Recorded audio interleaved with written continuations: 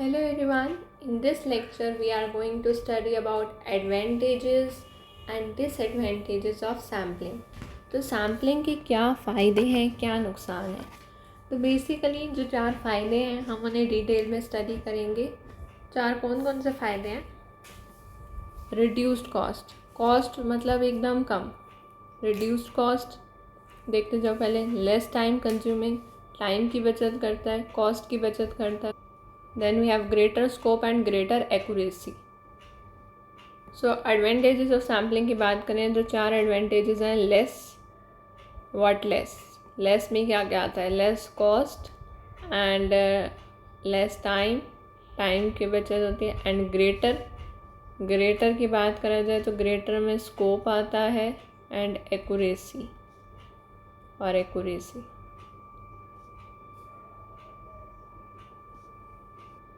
Now first let's discuss about reduced cost.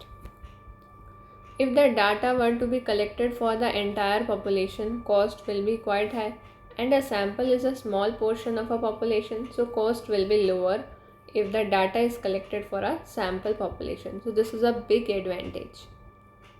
Less time consuming. So using of sampling takes less time, it consumes less time than the census technique. Tabulation, analysis, etc. take much less time in case of sample than in a population. तो अगर हम tabulation कर लें, कुछ थोड़ा बहुत analysis कर लें, तो इससे सैम्पलिंग करने में ज़्यादा टाइम भी नहीं लगता और पूरी पॉपुलेशन का करने से तो बेस्ट है. So it takes less time rather than in census technique. Then we have a greater scope. In certain types of inquiry, highly trained personnel or specialized equipment limited in availability must be used to obtain the data. अब कुछ inquiry ऐसी होती हैं जिसमें highly trained personnel and specialised equipment की ज़रूरत होती है, बट उनकी लिमिटेशंस होती हैं, वो लिमिटेड होती हैं अवेलेबिलिटी में, and this must be use to obtain the data. So a complete census is impracticable. अब कंप्लीट सेंसस करना तो इम्प्रैक्टिकेबल है. So we have a choice lies between sampling और not. Thus, surveys rely on sampling and have more scope and flexibility regarding the information. If accurate information is required, sample size is so large that offers the best solution. तो अब greater scope देखो, sampling में क्या होता है, अब कई बार में कुछ इंक्वायरी ऐसे चाहिए होती है, कुछ इंक्वायरी के केसेस में ऐसा होता है कि हमें ज़्यादा हाईली ट्रेंड प्रोफेशनल्स की ज़रूरत होती है, स्पेशलाइज्ड इक्विपमेंट की नीड होती है, but these are available in a limited quantity. So अगर हम कंप्लीट सेंसस करेंगे तो बहुत ज़्यादा इम्प्रैक्टिकल हो जाएगा. तो अब चॉइस हमारी ये लाई करती है, ईदर वी डू सैम्पलिंग और ईदर नॉट.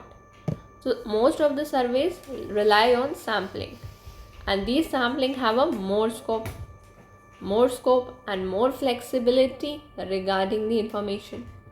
और अगर आपको accurate information चाहिए, if accurate information is required, तो sample size should be large.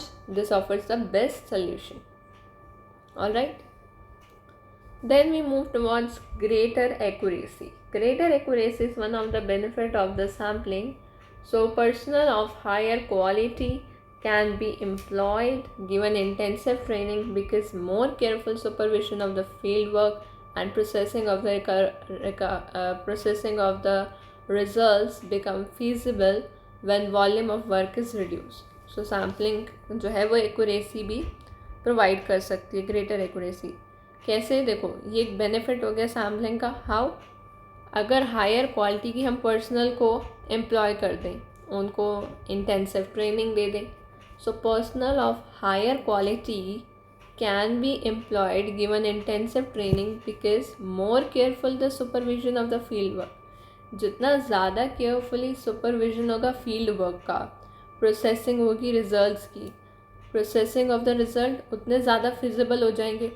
So more careful the supervision of the field work, processing of the result will become feasible, and इससे क्या होगा, when volume of work will be reduced. So sample जो है वो एक accuracy provide करता है greater. Now what are the other advantages? Other advantages ये हैं इसकी organization of the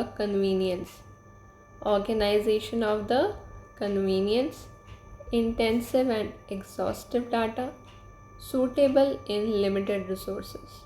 अगर इंटेंसिव और एग्जॉस्टिव डाटा है तब सैम्पलिंग हेल्प करती है, और ऑर्गेनाइजेशन करनी है हमें अपने कन्वीनियंस के अकॉर्डिंग तब सैम्पलिंग हेल्प करती है, एंड सूटेबल होती है जब हमारे पास लिमिटेड रिसोर्सेज हो. Now what are the disadvantages of sampling? तो सैम्पलिंग में क्या क्या डिसएडवांटेज फेस करने पड़ते हैं? पहला, चांसेस ऑफ बायस. दूसरा, बायस होने के चांस होते हैं. दूसरा, difficulty in selecting the truly representative sample. Third, inadequate knowledge in subject. अगर हमारे पास इनएडुक्वेट नॉलेज होती है सब्जेक्ट में, कभी कभार पहला समझ आ गया. दूसरा, डिफ़िकल्टी है इन सेलेक्टिंग ट्रू रिप्रेजेंटेटिव.